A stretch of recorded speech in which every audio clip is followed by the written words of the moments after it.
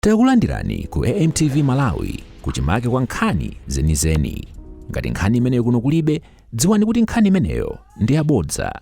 Members and colleagues, let me call the meeting to order. I'd like to welcome colleagues from Malawi Law Society to Parliament. This is a Public Accounts Committee, and there were write-ups which were made, and would like to appreciate that you've honored the request that we sent to you so that you can come and appear before Public Accounts Committee on the issues surrounding the sale of Amaryllis Hotel. Going forward, we'll proceed in this way. We'll have introductions from honor members. Then Secretariat is going also to introduce, they will introduce themselves. We'll give you time to introduce yourself. I know also some of you personally, but other members may not know you. Then we have media. We'll give media time as well to introduce themselves so that going forward, we all know what is happening in this room. But because it's an inquiry, we'll begin by having an oath. So Secretariat will administer an oath. Those who feel that are going to say anything, you can take an oath. But those who feel that they'll just be here sitting or just passing on the notes, they are free not to take. But for the sake of this deliberation, Your Honor, the Vice President will call you the controlling officer. So you as a controlling officer, you have a latitude to decide whether you're going to have colleagues helping you or you're going to go solo, or members can help. That's okay.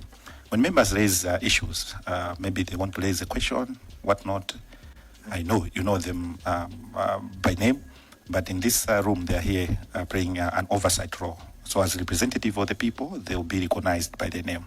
I mean the name of the constituency they are representing. For example, instead of Baba Malondera, it will be Lilongo Nyanja and the chairperson of the committee. So we'll proceed that way. Secretariat, maybe you may proceed to administer an oath. Thank you.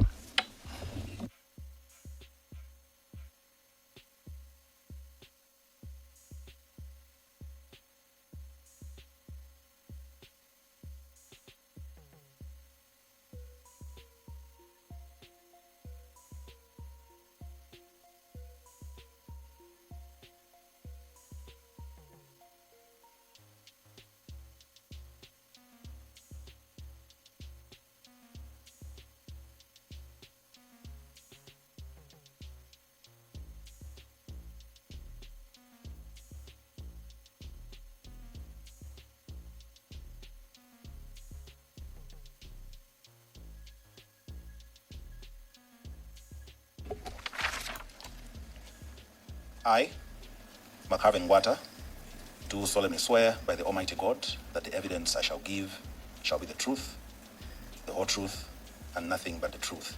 So help me God.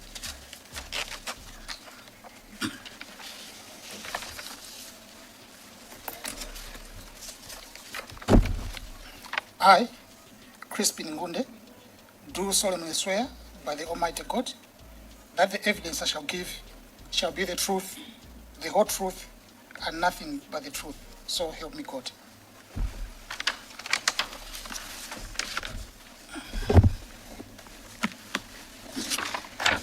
I, Francis Mame, do solemnly swear by the Almighty God that the evidence I shall give shall be the truth, the whole truth, and nothing but the truth. So help me God.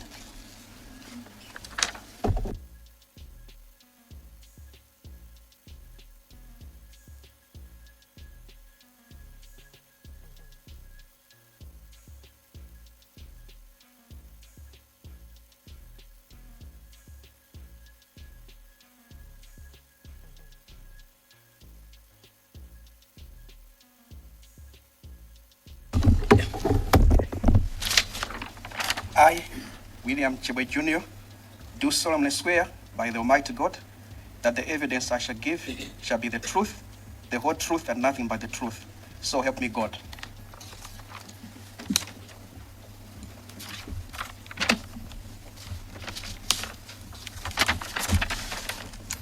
I, Nkhani, do solemnly swear by the Almighty God that the evidence I shall give shall be the truth, the whole truth, and nothing but the truth. So help me God.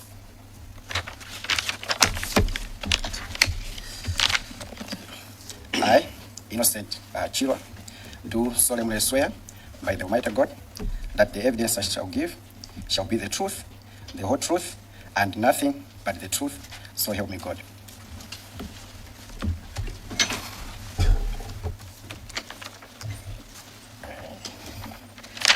I, Kizito Kumwenda, do solemnly swear by the Almighty God that the evidence I shall give shall be the truth, the whole truth, and nothing but the truth. So help me God.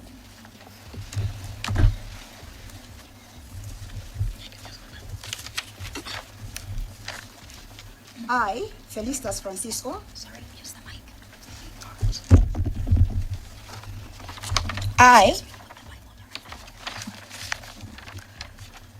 I, Felicitas Francisco, do solemnly swear by the Almighty God that the evidence I shall give shall be the truth, the whole truth, and nothing but the truth. So help me God.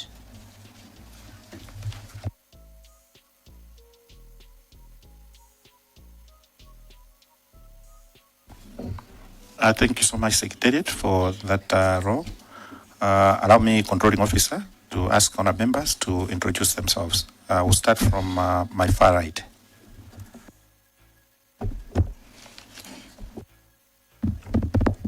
Through Chair, afternoon all, my name is Ili Mbwalo, Member of Parliament for Balaka Mulunguzi.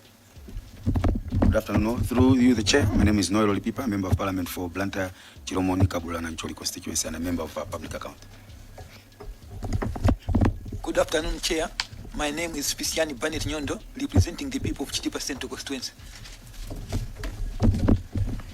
Through you, Chair, I'm Young P, representing the people of Lilongwe East. Thank you. Chair, through you, good afternoon. I'm Buka Matemvu for the people of Mulanje South East. Thank you, Chair. Chair, through you, I'm Temba Kandawide from Blantyre City, Chichiri Misesa. Good afternoon, Chair. I'm Macpherson Mwandalama, representing the people of Chiladzo Nyungwi. And let me declare interest. I was in college with more than half of the stakeholders. Thank you, Chair. Through you, Honorable Chairperson, my name is Santiago Samson Piri, Member of Parliament for Mulanje South constituency. Thank you. Through you, Chair, my name is Geoffrey Onsewa, Member of Parliament for Chikwawa North. Thank you, Chair. Chair, my name is Winston Gamabanjira, Member of Parliament for Lilongwe Chiwamba constituency. Thank you. Chair, good afternoon. I'm George Katunga Million, Member of Parliament, Palombe Machemba. Thank you, Chair. And my name is Best Ben Hawali, Member of Parliament for Zomba City North. Thank you, Chair. Chair, good afternoon. My name is Gerard Tasaukadala, representing the people of Blantyre Central. Thank you and good afternoon. Good afternoon, Chair and all. My name is Amina Gajia, MP for Zomba Sondole. Good afternoon. Through you, Chair. My name is Susan Dosi, Member of Parliament for Chikwawa West. Thank you. Chair and all my seniors, I'm Gwen, Mulanje West. Honorable Chairperson, my name is Frederick Amani, Parliament Secretariat. Morning. Good afternoon. Through you, Honorable Chairperson, I'm Judith Sikaloka, Parliament Secretariat. Thank you. Chairperson, I'm Moira Fiona Matinje, Parliament Secretariat. Good afternoon, Honorable Chairperson, Sangwani Piri, Parliament Secretariat. Thank you. Through Honorable Chairperson, I'm Nelly Nkata, Parliament Secretariat.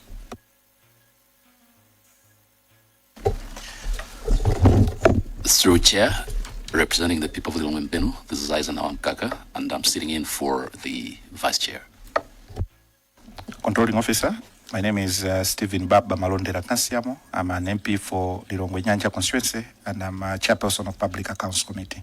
Before we get to you, a Controlling Officer, allow me to give chance to media so that they can introduce themselves. We get to know who is going to post something which is contrary to what we are discussing in this room. But we have able media this far. They have represented this great nation nicely, and we don't doubt their capabilities. Media, can you introduce yourself? Secretariat, can you give them a special spot where they can introduce themselves? All right. Good afternoon, Chair. My name is Pempera Malimba from Times. And my name is Rachel July from Zodiac. Good afternoon, Chair. I'm Austin Kadunga from Zadi Radio and TV.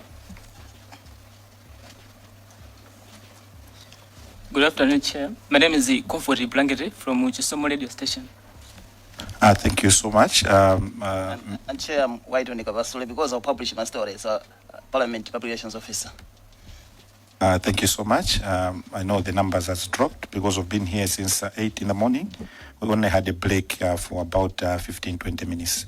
Kindly accept our apologies because you were scheduled to come at 2, but we've gone past that stage because at that time we were in a session with another stakeholder. So please take it, and honourable members have been quiet. So as we're engaging, apart from media that we have here, the deliberations controlling officer are live on Parliament TV. So I just wanted to prepare you in the event that there are some of the, because almost most of you know each other here, and even the members seated this side. But I just wanted to make sure that it is on record, that whatever we're discussing is live. To that effect, allow me to give you a chance to introduce yourself and give your members who have accompanied you to introduce themselves. Over to you, Controlling Officer. Thank you very much, Honorable Chairperson. For starters, before I proceed to start with introductions, the apology that you've given is accepted. In fact, we did not have any issues at all, considering the importance of the matter at hand. For introduction purposes, my name again is Makhavin Wada. I'm the Vice Chairperson of the Malawi Law Society. I know sometimes they say Vice President. The statute uses Vice Chairperson. Sometimes we use Vice President and President loosely, if I may put it that way. But the statute, for the record, provides for Chairperson of the Malawi Law Society. I will let my colleagues proceed to introduce themselves. Honorable Chair, my name is Francis Mame, and I'm the Honorary Secretary of the Malawi Law Society. Thank you. Honorable Chairperson and all members, my name is Crispin Ngunde. I am the Chief Executive Officer for the Malawi Law Society. Thank you.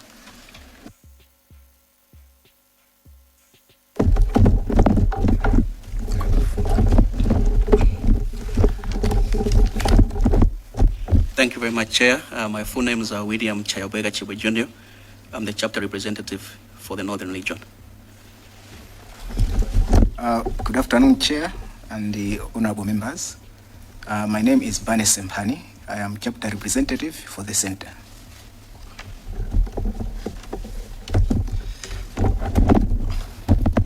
Good afternoon, Chair. My name is Innocent Chilo, committee member. Good afternoon, Chair and all members. My name is Kizito Sungho Kumwenda. I'm the treasurer of the Malawi Law Society. Thank you.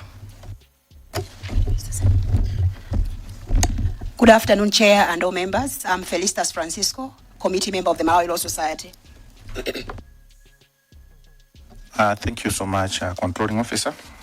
And once again, welcome back to Parliament. I would like once again to appreciate for honoring an invitation, because we have an issue which is very important to this great nation.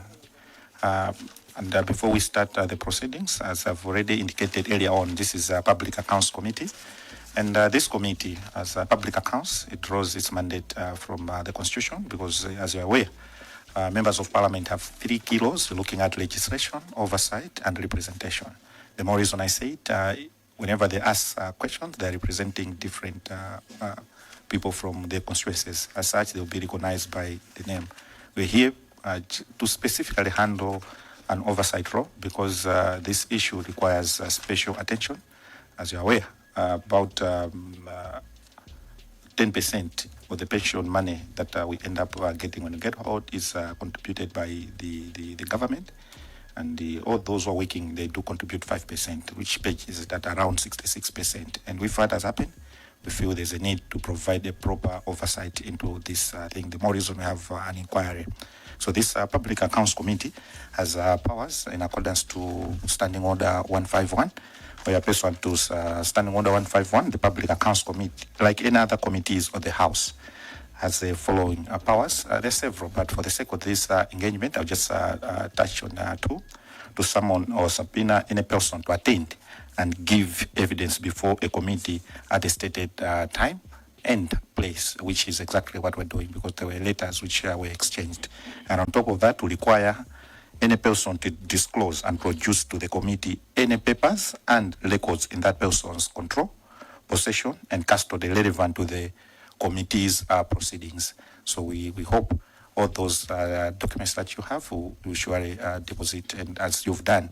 And as we go along, we expect you also to provide the committee with all the documentary evidence that honor members will deem fit, that if you finish the committee with such papers, will surely inform the decision by Parliament, and at the same time, the report that will be generated will be based on evidence, so that we avoid hearsays in everything that we are undertaking. At this point, allow me to hand over to you, so that as a controlling officer, you can give us maybe a synopsis of Malawi Law Society, or you can go straight into substantive issues and make your presentation. Over to you, controlling officer. Thank you very much, Chair and honorable members. In terms of the direction, allow me to just quickly talk about the Malawi Law Society, then I can proceed to venture into the documents that the Malawi Law Society had submitted upon the request of this committee.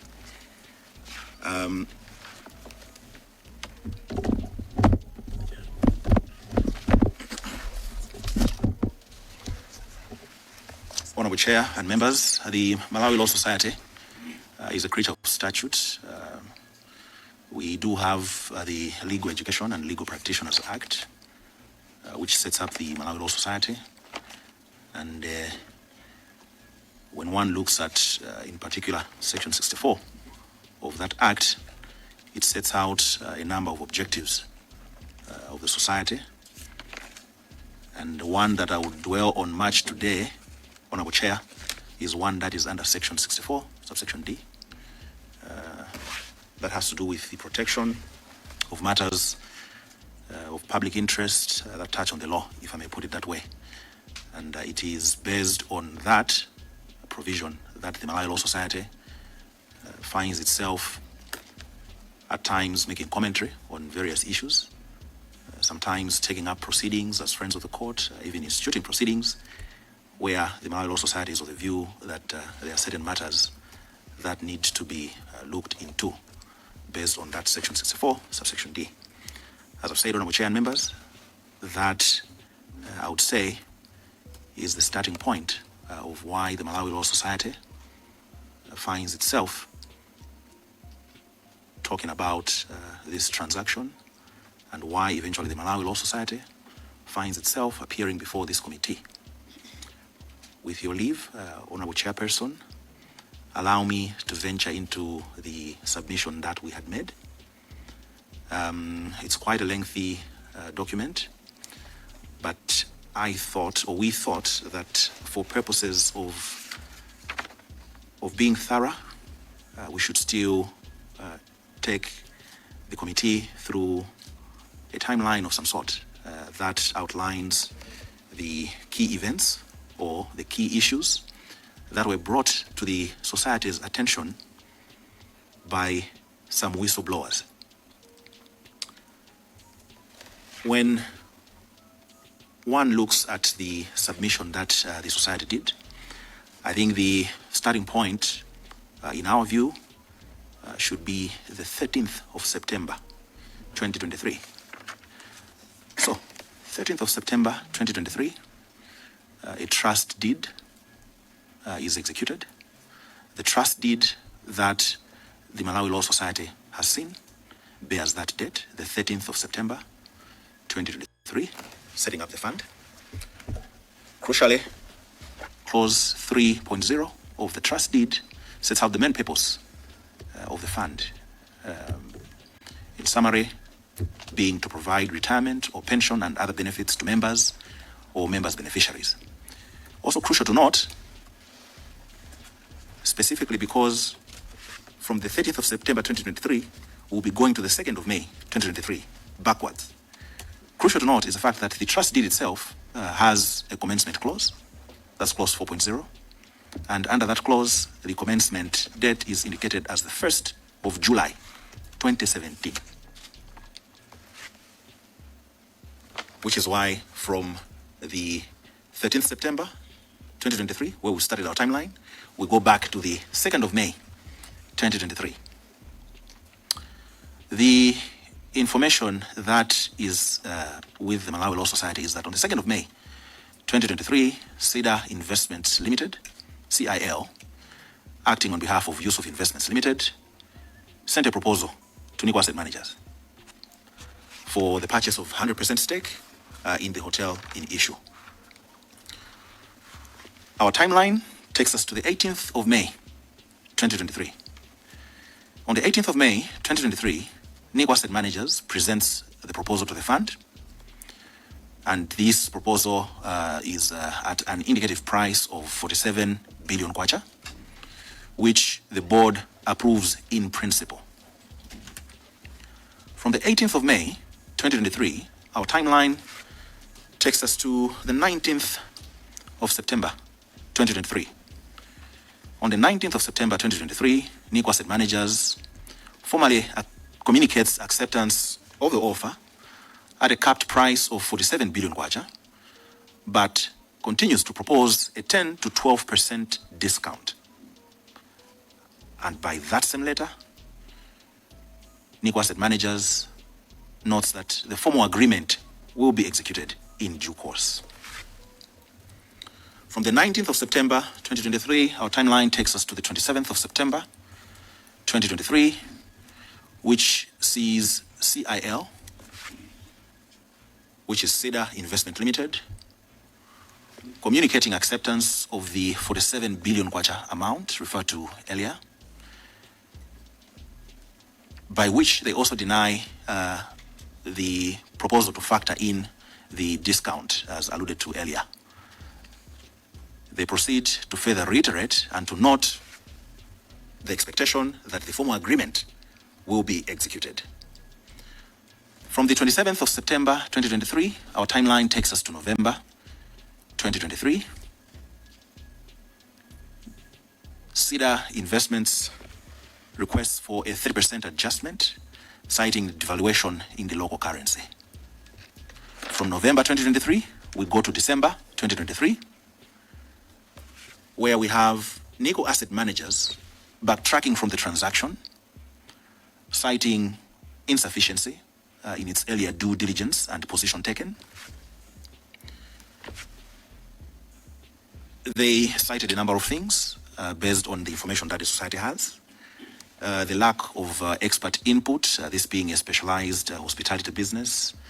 At the same time, the lack of an already identified operator in the event that the purchase proceeds for their input. Niko Asset Managers refunds the fees for the work done to that stage. On the 16th of January 2024, Niko Asset Managers meets the fund. On the 23rd of January 2024, Niko Asset Managers writes to the fund, giving the reasons for their backtracking, which I've alluded to.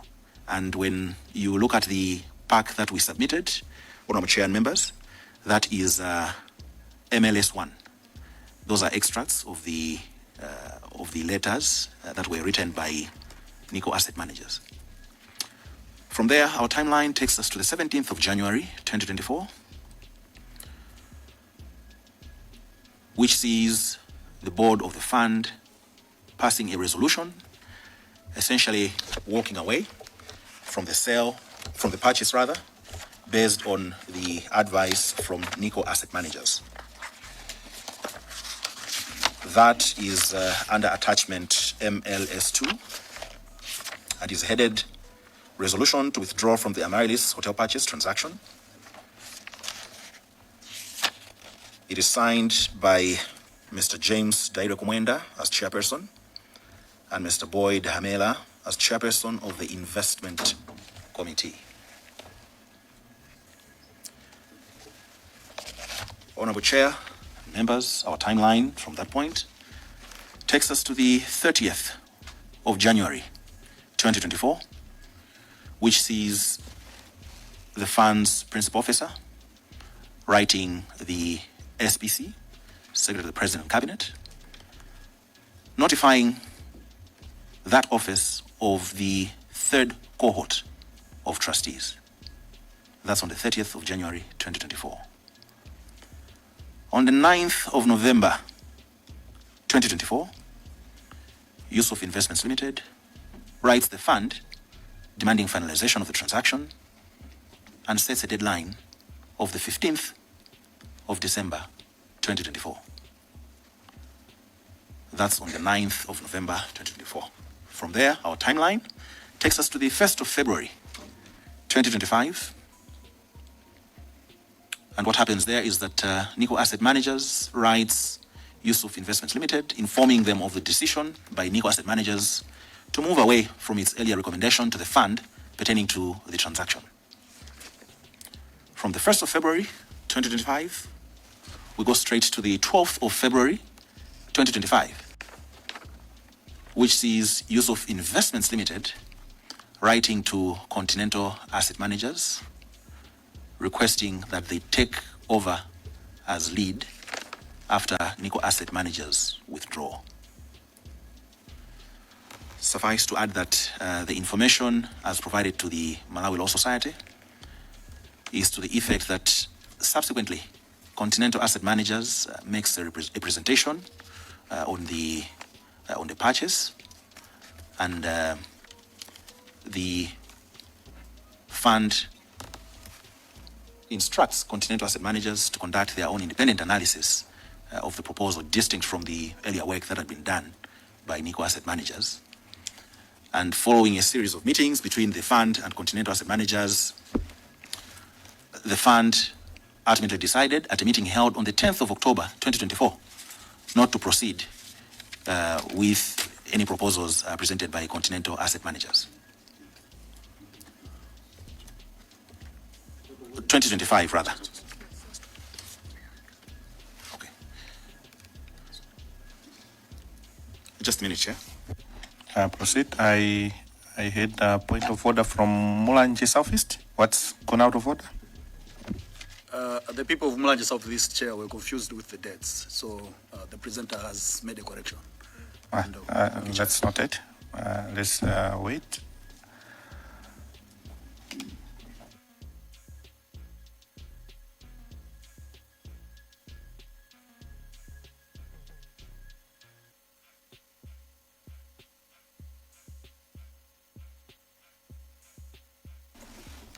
Controlling officer, when you've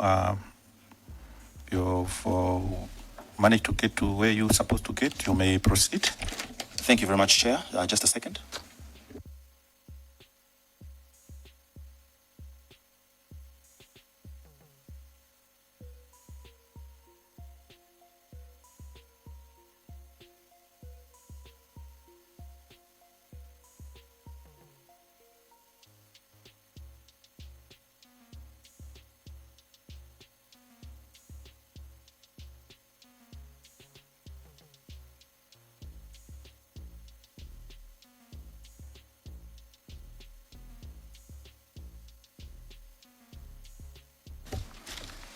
Thank you very much, Chair. Apologies for that.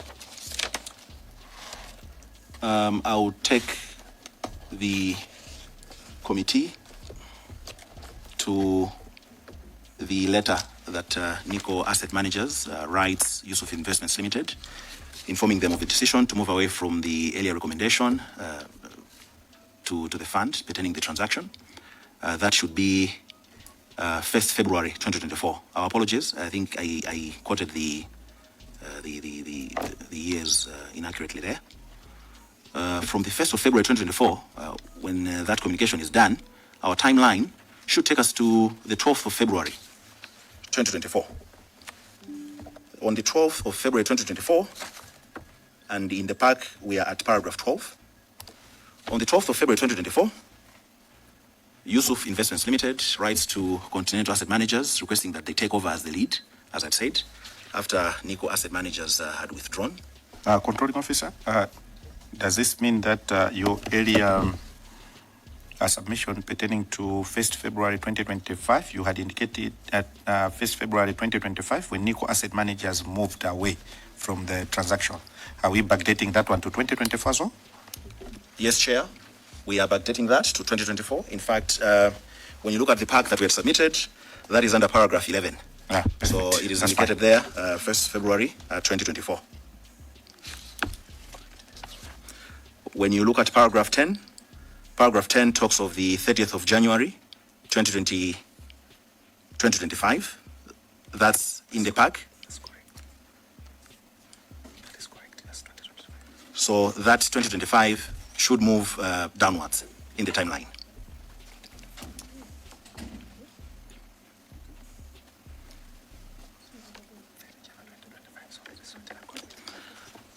So in terms of the timeline, we move forward from the 12th of February 2024 to the 6th of March.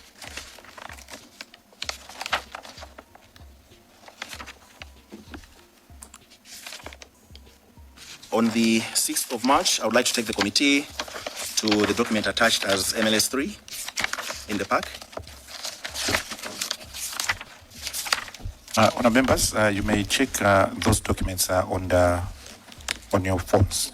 Can you kindly get to the phones and specifically check so that you can follow the controlling officer. Controlling officer, when you see honourable members on their phone, it's not like they are on WhatsApp or Facebook doing other contrary things. We are thinking of saving some more items. So, because I think they normally they get the laptops. So, currently that has not happened. So, they are just using tools for the trade. In this case, you're looking at their phones. So, when you see them, have a comfort controlling officer. Thank you. Thank you very much, Chair. It's all in line with moving with the technology. Honorable Chair and members, when you look at MLS 3, that is a document headed Report on the Meeting between the PSPTF and the Office of the President and Cabinet held on the 6th of March 2024. So that is where we are in the timeline. That is a meeting, as the documents will show, that was attended by the following: Ms. Colleen Zamba, whose position was indicated there as Secretary of the President and Cabinet; Mr. Prince Kabonda Mgaga, whose position was indicated there as Chief of Staff at State Residences; Mr. Chizaso Nyirongo, who was indicated there as Director of Legal Affairs, OPC; Mr. Boyd Hamela, who was indicated there as Chairperson, Investments, PSPT; and Mr. George M. Jim, who was indicated there as Principal Officer, or PO, of PSPTF. Chair and honorable members, the document that I have referred to is about 4 pages long. This is a document that shows that that reports that at that meeting a number of issues were discussed. Particularly, under paragraph 5 of that document was a discussion on the status of investments of the fund. Just to quickly capture some of the items that are in that document. That document showed that the OPC was not amused by the slow progress in concluding the transaction in issue, that the OPC had gotten wind of a looming lawsuit, and at that meeting, the Director of Legal furnished an opinion to the effect that the lawsuit could not be defended in the event that it came to fruition as a result of there being an implied valid contract between the seller and the buyer. At the same time, it shows under that same paragraph that there was a query as to why what has been referred to in that document as mercantile was purchased speedily and not Amaryllis, and yet Amaryllis was a 5-star hotel. That document also shows that there were a number of action points. These action points are at page 3, Chair and honorable members. I can just read them out as they are. These are not coming from the Malawi Law Society. These are as they appear in that document, honorable members and chair. Action number 1, the OPC instructed the fund to move with speed in concluding the Amaryllis transaction before the end of March 2024. Action 2, the threats for lawsuits are coming in, and I quote, the threats for lawsuits are coming in because of the pressure the seller is getting from the lenders. To quell the pressure, the fund was advised to write and give the seller the comfort letter by Thursday, 7th March 2024.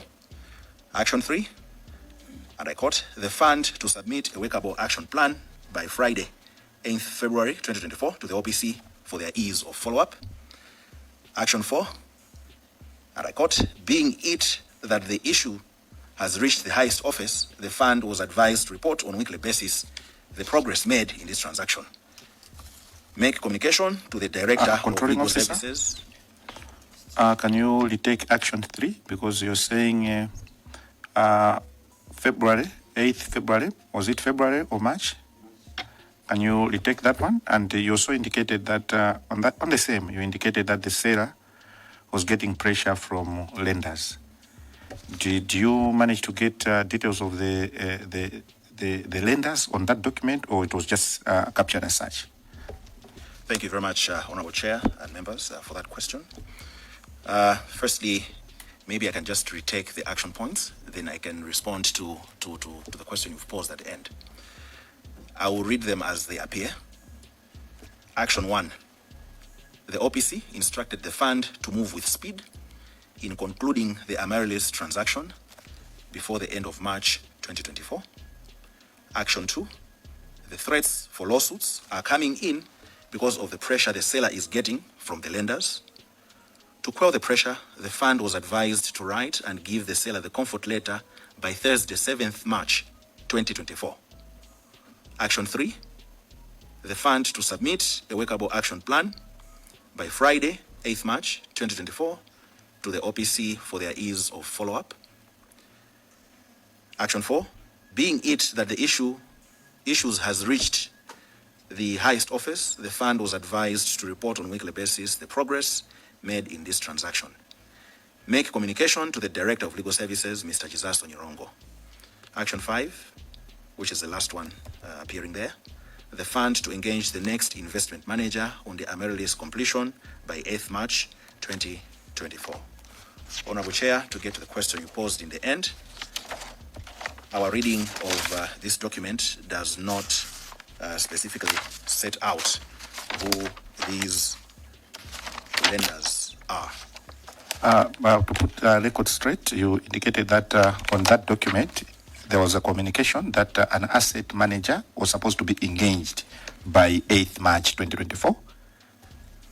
Honorable Chair, members, Action 5 is to that effect, and I'll read it again. The fund to engage the next investment manager on the Amaryllis completion by 8th March 2024. So I can confirm that that is indeed what it reads. Suffice to point out that in as far as the action plan is concerned, there is a table that is contained at page 4. That table, if I may also just quickly go through it. First, it's headed Action Plan for the Critical Issues, 6th March 2024. First action recorded, communication on the replacement of the trustee that left to replace with OPC nominee. Timelines, 1. Status, communication that was sent to be addressed to the OPC. Second action, conclusion of Amaryllis transaction. It reads with March. My guess is that maybe that was supposed to be within March. Timelines, 1 month. Status, the issue requires board decision. The third action, submission of comfort letter to the seller. Timelines, 3 days. There's no status at the end. Action 4, fund to submit the action plan to OPC on 8th March 2024. Timelines, 5 days. There's no entry in the status section. Action 5, which is the last one, resuscitating their engagement with the next investment manager on Amaryllis. Timelines, within a month. There's no entry at the end where the status was supposed to be recorded. Honorable Chair and members, as I had alluded to earlier, there were a number of issues that were captured in that document. However, we will move on the timeline. The timeline thus takes us to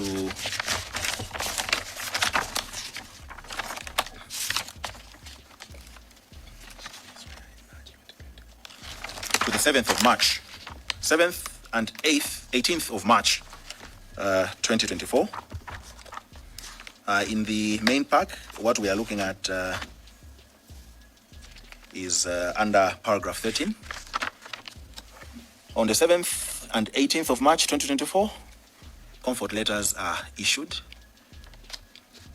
by the principal officer of the fund, or letters of commitment. We'll move on in our timeline to the 12th.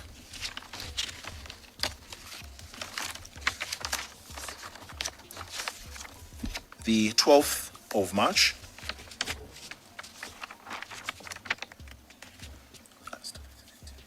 Just a minute, Chair. Please proceed.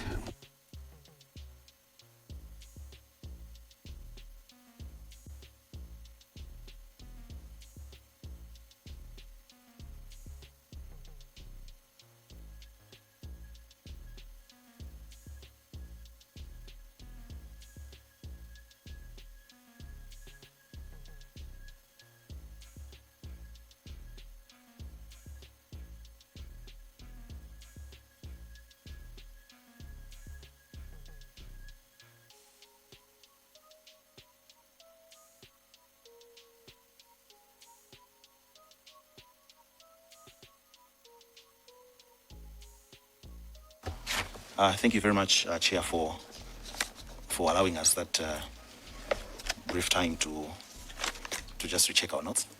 BRP is a controlling officer. We are here because of one country to serve.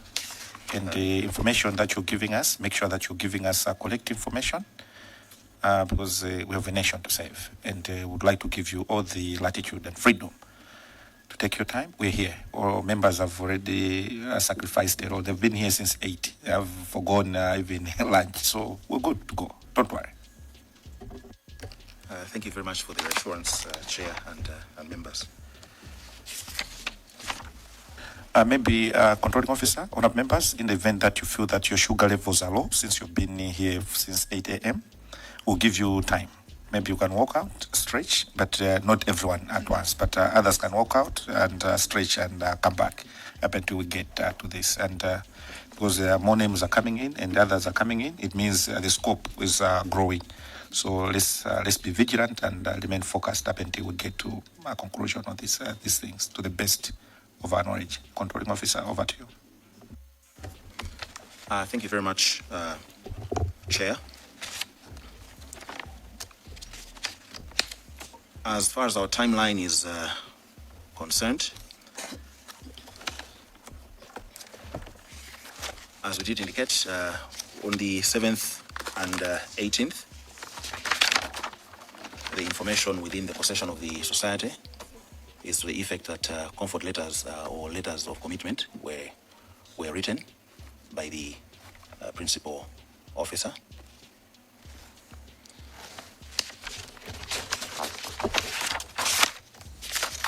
And let me also take the committee to MLS4, which is also an attachment.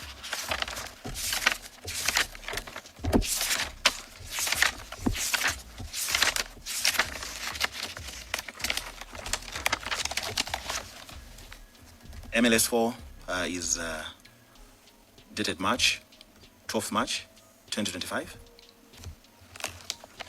That letter makes reference to the letter of 30th January 2025, which was a letter written by the principal officer to the SBC a notification of licensed trustees of the third cohort.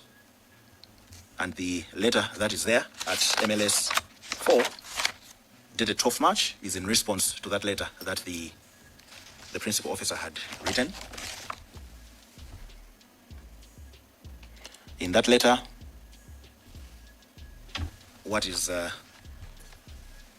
clear there is that the SPC states that those that have been appointed to the board on behalf of the employer would not be recognized because some of those that had been nominated had not made it to the board, and that there was non-compliance with the trust deed in the process. It's a 2-page letter. In summary, that's what I would say about that letter. From there, Chair and honorable members, our timeline takes us to MLS 5. Controlling officer, before you proceed, do we have a reason to not to put in public some of these documents? Because you're talking of a 2-page letter. What is stopping you from reading some of those things? Because you may recall you gave us a synopsis of paragraph 5 as per the guidance that were made. Do you want to take that one, to read that one, or in the interest of time, you do want just to give a summary and we proceed? Because I want you, controlling officer, to feel the pain that that teacher, that niece is having. Because these people, they've trusted us. And many times when this great nation is completely underrepresented because a few things are watered down deliberately and people want to find real issues. Are you comfortable just to give a summary of that one and we proceed, or how do you want to proceed? Thank you very much, Chair and honorable members. If that's fine with you, Chair, and the committee, it's a 2-page letter. I can read it out. Please proceed. Thank you very much. This is a letter dated 12th March 2025. It's addressed to the Principal Officer, Public Service Pension Fund Trust, PO Box 30146, Lilongwe 3. It reads as follows. Dear Sir, the heading there is Notification of Licensed Trustees, Third Cohort of Public Service Pension Trust Fund, Board of Trustees. Can you come again in terms of the date so that everyone gets to be clear? Because the replacement, when you're putting, I think it's within March. So can you come out clearly in terms of the date as spelled out by you? Thank you very much, Chair. This is a letter that is dated 12 March 2025.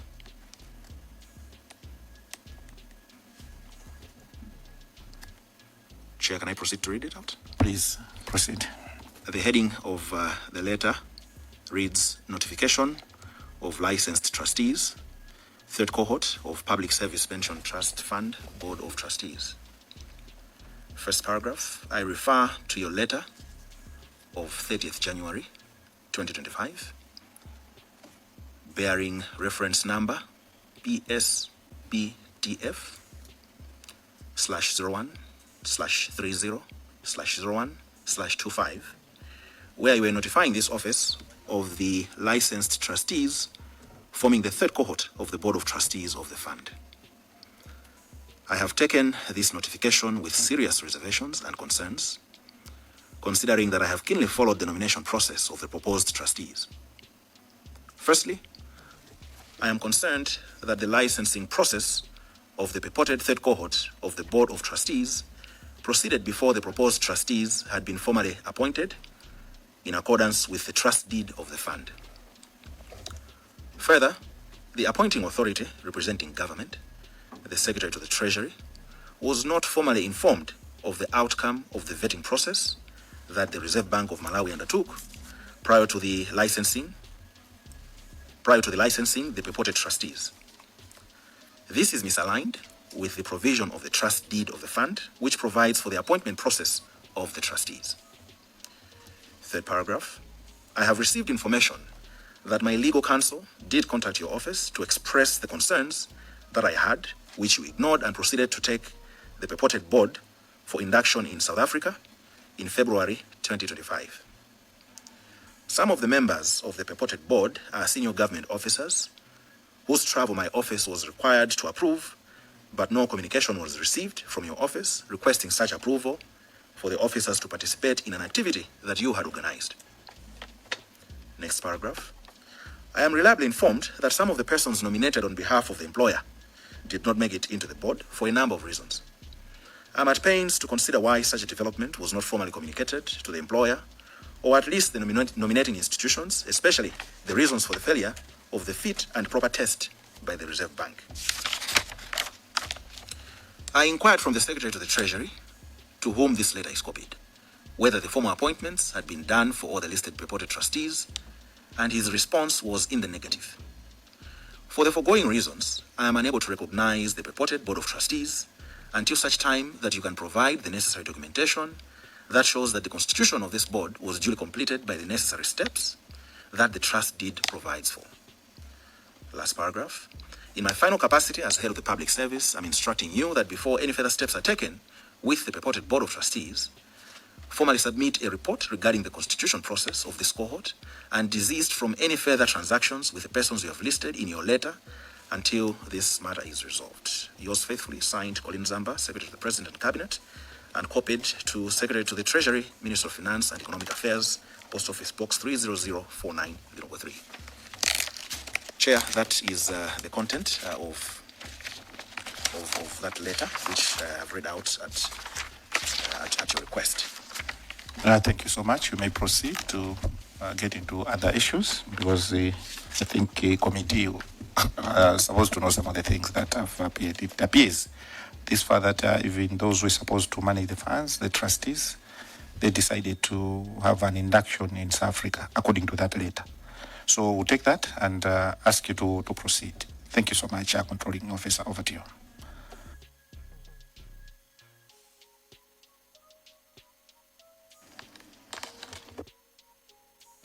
Chair and honorable members, can I request for 2 minutes, or if not 3, so that we just aligned on a few issues? Honorable members, maybe because you've been sitting for some time, can I instead of the 2 minutes, maybe we give 5 minutes so that members can also stretch.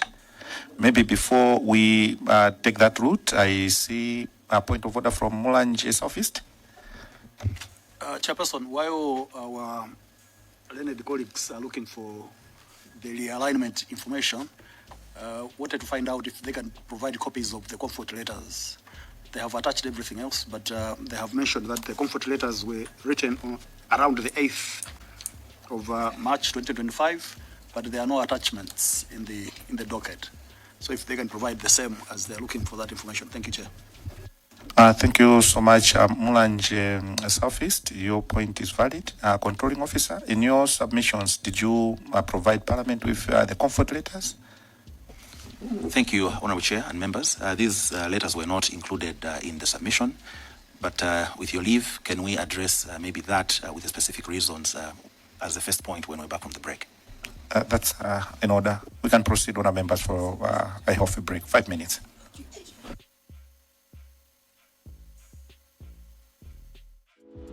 Osaiwala kupanga subscribe ku channel ya AMTV Malawi.